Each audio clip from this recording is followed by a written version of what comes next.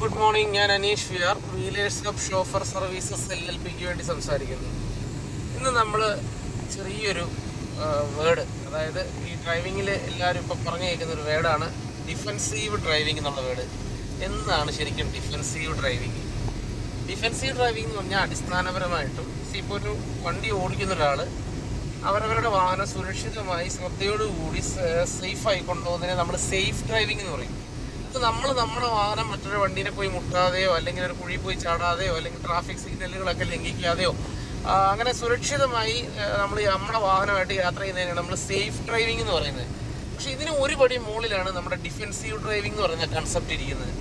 Defensive driving എന്ന് പറഞ്ഞു കഴിഞ്ഞാൽ നമ്മുടെ സേഫ്റ്റി, അതായത് സേഫ് ഡ്രൈവർ എന്നുള്ളതാണ് ആദ്യം തന്നെ മനസ്സിലാക്കേണ്ടതാണ്. അതിൻ്റെ കൂടെ തന്നെ മറ്റുള്ളവരുടെ മിസ്റ്റേക്ക് കൊണ്ട് നമുക്കൊരു അപകടം വരാൻ പാടില്ല. അതായത് എതിരെ വരുന്നൊരു വാഹനത്തിന് അശ്രദ്ധമായ ഒരു തിരിക്കലോ ഒരു മാറ്റോ ഒരു ഓവർടേക്കിങ്ങിനുള്ള ശ്രമമോ അല്ലെങ്കിൽ പെട്ടെന്ന് റോഡിലോട്ട് വന്ന് ഇറങ്ങലോ അങ്ങനത്തെ ഒരു സാഹചര്യം കൊണ്ട് പോലും നമ്മുടെ വണ്ടി അവർക്കിട്ട് പോയി മുട്ടാൻ പാടില്ല.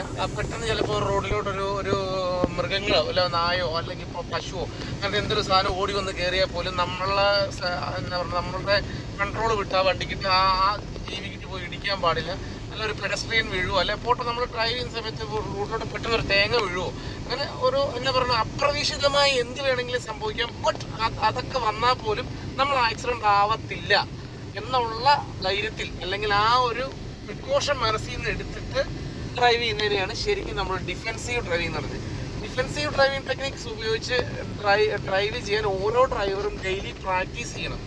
ഇത് പെട്ടെന്ന് ഒരു ദിവസം കൊണ്ട് ഉണ്ടാകുന്നതല്ല. ഇത് പ്രാക്ടീസ് ചെയ്ത് ആയിക്കഴിഞ്ഞാൽ പിന്നെ നമ്മൾ ഓട്ടോമാറ്റിക്കായിട്ട് നമ്മളുടെ ഉള്ളിൽ ഒരു ക്യാരക്ടറായി മാറും ഡിഫെൻസീവ് ഡ്രൈവിങ്. അപ്പം അങ്ങനെ ഡിഫെൻസീവ് ഡ്രൈവ് ചെയ്യുന്ന ഒരാൾ ഒരു അപകടത്തിൽപ്പെടാൻ, അയാൾ ഓടിക്കുന്ന വാഹനം അപകടം ഉണ്ടാക്കാനോ അയാൾ മറ്റൊരു വാഹനത്തിൻ്റെ അശ്രദ്ധ മൂലം അപകടത്തിൽപ്പെടാനോ ഉള്ള സാധ്യത വളരെ കുറവാണ്.